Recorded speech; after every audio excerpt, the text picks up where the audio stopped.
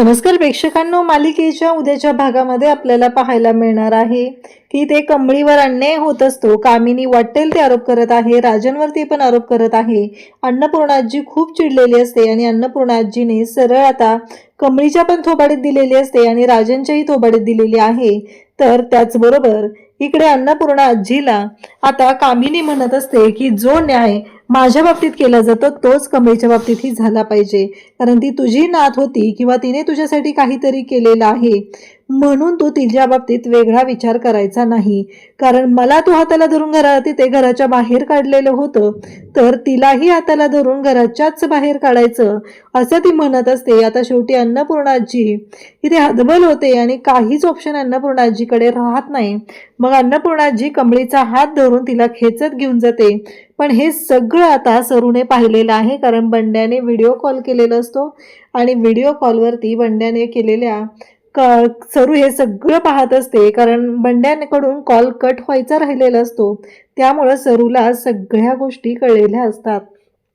इकडे सरू आता धावत सुटते, कारण आपल्या मुलीसाठी, आपल्या मुलीला न्याय मिळवून देण्यासाठी आणि त्याचबरोबर राजांवरती जे आरोप होत आहेत आणि त्याचबरोबर आपल्या आईसारख्या सासूबाईंचा जीव वाचवण्यासाठी ह्या सगळ्या गोष्टी आता तिला करणं गरजेचं असतं. इतके दिवस ती शांत राहत होती, या सगळ्यापासून ती लांब राहत होती, पण नाही, आता लांब राहून काही उपयोग नाहीये, कारण आता सर्वांच्या समोर आलं पाहिजे एवढंच सरूच्या डोक्यात आहे. आणि त्यामुळंच सरू ही वाऱ्याच्या वेगाने धावत आलेली आहे आणि तिने कामिनीचं थोबाड फोडलंय. तर हे सगळं कशा पद्धतीने होणार आहे ते आपण पाहणार आहोत. इकडे आपल्याला पाहायला मिळतं ते म्हणजे अन्नपूर्णाजी भयानक चिडलेले असतात आणि इकडे बंड्याने जो कॉल कट करायला हवा होता तो कॉल तसाच चालू राहिलेला असतो. सरू जेव्हा कमळी आणि ऋषी एकमेकांना पेढा भरवतायत हा सीन पाहत असते, त्याचबरोबर ती आणखी काही गोष्टी पाहते, त्या म्हणजे इथे घडलेला जो काही गोंधळ आहे तो राजांच्या सणसणीत कानाखाली अन्नपूर्णाजींनी दिलेली असते आणि सांगितलेलं असतं की बस झालं, आत्तापर्यंत ज्या गोष्टी झालेल्या आहेत त्या खूप अति झालेल्या आहेत, मला हे अजिबात पटलेलं नाहीये, कारण तू मुलगा म्हणून कलंक आहेस. कमळी म्हणत असते की आजी एकदा ऐकून घ्या ना माझं. तेव्हा राजन म्हणत असतो की हे सगळं माझ्यामुळे झालेलं आहे, या सगळ्या गोष्टी मी केलेल्या आहेत, तिचा काही दोष नाही. तेव्हा मात्र अन्नपूर्णाजी इकडे कमळीला धरतात आणि खेचत बाहेर घेऊन जातात आणि दरवाजातून बाहेर हकललं जातं. तेव्हा राजन सुद्धा अन्नपूर्णाजींच्या पायाशी हात जोडून असतो, माफी मागत असतो. कमळीला तर काय बोलायचं आणि काय नाही सुचतच नाहीये. खरं तर कमळीने या सगळ्या गोष्टी बोलल्या पाहिजेत, पण कमळी मात्र काहीच बोलत नाही, ती शांत राहते. इकडे सगळेजण तिथं असतात आणि आता कमळी रडत असते. तेवढ्यातच अन्नपूर्णाजी आत निघून जातात, त्या काहीच ऐकून घेत नाहीयेत आणि सरू मात्र आता वाऱ्याच्या वेगाने धावत सुटलेली आहे. आणि त्याच वेळेस पाहायला मिळतं ते म्हणजे राजन त्याचबरोबर सगळेजण तिथं आत असतात. तर कामिनी, रागिनी आणि त्याचबरोबर अनिका बाहेर येतात आणि कमळीच्या अंगावरचे दागिने खेचून घेऊ लागतात, जणू काही कमळीला लंकेची पार्वतीच बनवलेलं असतं. आता मात्र सगळ्यांना धक्का बसलेला असतो, काय करायचं पुढे हा मोठा प्रश्न उभा राहिलेला असतो. अन्नपूर्णाजी मात्र खादरलेले असतात, कारण त्यांची मोठी नात जिवंतच नाहीये ही गोष्ट आता समोर आलेली असते. सगळ्यांनाच धक्का बसलेला असतो. निंगी त्याचबरोबर प्राजू, ऋषी ह्या सगळ्यांनाच कळायचं बंद झालंय, ह्या सगळ्या गोष्टी काय होत आहेत, हे सगळं काय होतंय, यातून काय अर्थ निघतोय, या सगळ्याचा अर्थ कळतच नसतो, कोणाला काही अर्थ लागत नसतो. राजन मात्र हतबल झालेला असतो. नयनतारा वगैरे सगळेजण तिथं असतात आणि मग कामिनी स्वतःच त्यांना सांगते की हा साखरपुडा मोडलेला आहे. रागिनी म्हणत असते की नयनतारा तुला खूप विश्वास होता ना, या भिकारड्या मुलीला तू तुझी सून करून घेत होतीस ना, बघ कसा विश्वासघात केलेला आहे तुझा. कारण इथे माझी अनिका, माझ्या सोन्यासारख्या अनिकाला तू डावललंस आणि या भिकारड्या मुलीला ॲक्सेप्ट केलेलं आहे. पण आज कळेल तुला हे सगळं काय झालेलं आहे आणि या सगळ्याला जबाबदार कोण आहे, असं म्हणत आता ती वाटेल त्या भाषेमध्ये बोलत असते. इकडे मात्र सरूला या सगळ्या गोष्टी कळलेल्या असतात आणि सरू मात्र घाबरलेली असते. सरू म्हणत असते की नाही, माझी मुलगी तिथे एकटी पडली आहे आणि माझ्या नवऱ्याला, माझ्या सासूला आज माझी गरज आहे, तर मला आज जावं लागणारच आहे. आणि ह्या कामिनीचं इतक्या वर्षाचं जे गुपित आहे ते मला बाहेर काढावंच लागणार आहे. हे सगळं सरूच्या डोक्यात सुरू असतं, कारण खूप छान पद्धतीने हा साखरपुडा चाललेला असतो. कारण ऋषी कमळीला पेढा भरवत असतो, कमळीसुद्धा ऋषीला पेढा भरवत असते.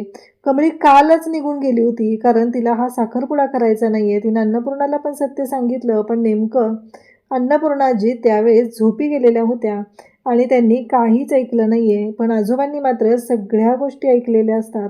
आजोबांना सगळ्या गोष्टी कळलेल्या असतात की हे सगळं जे काय आहे ते काय होतंय. आता मात्र इकडे सरू नेमकी तिथं पोहोचलेली असते, कारण बंड्याने सरूला पुन्हा फोन केलेला असतो आणि सांगितलेलं असतं की सरू काकी तू लवकरात लवकर ये, इथं खूप वाईट अवस्था झालेली आहे.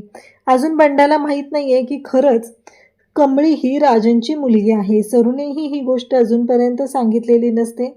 ती मात्र शांतच राहते हे तर आपल्याला सगळ्यांना माहितीच आहे, कारण तिला आत्तापर्यंत हेच सगळं महत्त्वाचं वाटत असतं आणि त्याच पद्धतीने गोष्टी घडत असतात. इकडे मात्र अन्नपूर्णाजी भयानक चिडलेले असतात आणि त्या म्हणत असतात की बाद झालं, आत्तापर्यंत खूप झाले. आणि नेमकं आता सरू तिथे येते, ऋषी त्याचबरोबर नयनतारा सगळेजण पाहत असतात. ते म्हणत असतात की साधना मावशी काय झालं, म्हणजे तुम्ही आत्ता इथे. तेव्हा इकडे तिला पाहून राजन म्हणतो की गौरी, अन्नपूर्णा म्हणते की गौरी आणि त्याचबरोबर कमळी आई म्हणून जाते, कारण कमळीला माहीतच नाही आहे की हे सगळं काय चाललेलं आहे. एकाच वेळी अगदी 3 सत्य समोर आलेले आहेत. एक तर ती साधना आहे म्हणून, दुसरं ती गौरी आहे म्हणून आणि तिसरं ती कमळीची आई आहे म्हणून. आता मात्र गोष्टी खूपच विचित्र पद्धतीने चाललेल्या असतात आणि इकडे कामिनी म्हणत असते की आता हे काय नवीन कांड नाही, हे काही नवीन कारस्थान चाललेलं आहे, हे कळेल का मला, असं ती बोलत असते. तेव्हा मात्र राजन म्हणतो की गौरी हिने तुला आई का म्हटलं. तेव्हा ती म्हणते की सॉरी, खरंच मला माफ करा, माझी चूक झाली अहो. माझ्या मुलीच्या जीवाला, म्हणजेच आपल्या मुलीच्या जीवाला धोका होता आणि म्हणूनच मी तुम्हाला खोटं सांगितलं की आपली मुलगी या जगातच नाही आहे. अहो कमळीच आपली मुलगी आहे. आणि आता मात्र सगळ्यांना प्रश्न पडतो. सगळेजण म्हणत असतात की काय. तेव्हा राजन तिथेच असलेल्या त्या डॉक्टरला बोलवतो आणि म्हणू लागतो की हे रिपोर्ट तुम्ही बदलले नाहीत. तेव्हा ते म्हणतात की अहो तेच तर मी सांगण्याचा प्रयत्न करत होतो, पण या मॅडमने मला बोलूच दिलेलं नाही आहे, कारण ते रिपोर्ट मी बदललेलेच नाही आहेत. कारण तुम्हालाही मी सांगितलं होतं की हे काही माझ्याकडून होणार नाही, पण तुम्ही ऐकतच नव्हता. तुम्ही रिपोर्ट तर बघायला हवे होते आधी, कारण ऑलरेडी रिपोर्ट हे पॉझिटिव्हच आलेले होते. मी रिपोर्ट बदललेलेच नाहीत. आता मात्र सगळ्यांना धक्का बसतो. हे सगळं काय घडतंय, हा सगळा काय प्रकार आहे, एवढंच सगळ्यांच्या डोक्यात सुरू झालेलं असतं. आणि तेव्हा मात्र आता ऋषी त्याचबरोबर सगळेजण पाहत असतात. नयनतारा म्हणते पण साधना मावशी हे सगळं काय आहे, तुम्ही माझ्याशी का खोटं बोललात, कशासाठी. तेव्हा ती सांगत असते की एक मोठं सत्य आहे, कारण मला माझ्या स्वतःचा आणि माझ्या मुलीचा जीव वाचवायचा होता, म्हणून मी माझ्या बाईने माझं गावाकडचं घरसुद्धा जाळून टाकलेलं होतं. तिथून कशीबशी मी माझ्या मुलीला वाचवण्यासाठी इकडे मुंबईला आले आणि नेमकं माझ्या मुलीचा शोध घ्यायचा कसा हा मोठा प्रश्न उभा होता. आणि त्यावेळेसच ऋषीबाबांच्या गाडीला माझी धडक झाली आणि ऋषीबाबांनी मला घरी आणलं. खरं तर खूप दिवसानंतर मला कळलं की कमळी या कॉलेजमध्ये आहे, ते पण ऋषीबाबांकडून कळलेलं होतं. आणि त्यानंतर मला गोष्टी घडत गेल्या आणि माझ्या लेकीची आणि माझी भेट काल झालेली होती. तिलाही माहिती नाही आहे की मी तुमच्या घरी काम करते, असं सरूने सांगितलेलं असतं. आणि आता मात्र कामिनी आणि रागिनी यांची वाट लागायला सुरुवात झालेली असते. त्यांना कळायचं बंद झालेलं असतं आणि फायनली आता सत्य समोर आलेलं असतं की खरंच कमळी ही सरू आणि त्याचबरोबर राजन यांचीच मुलगी आहे, म्हणजे गौरी आणि राजन यांची मुलगी आहे. हे सत्य आता समोर आलेलं आहे. आणि इकडे अन्नपूर्णाजीला खरंच खूप आनंद झालेला आहे. आता अन्नपूर्णाजी पुन्हा ऋषी आणि कमळीचा साखरपुडा करेल का, हे आपल्याला पुढे पाहायला मिळेल. अशाच अपडेटसाठी चॅनलशी कनेक्ट राहा. थँक्यू.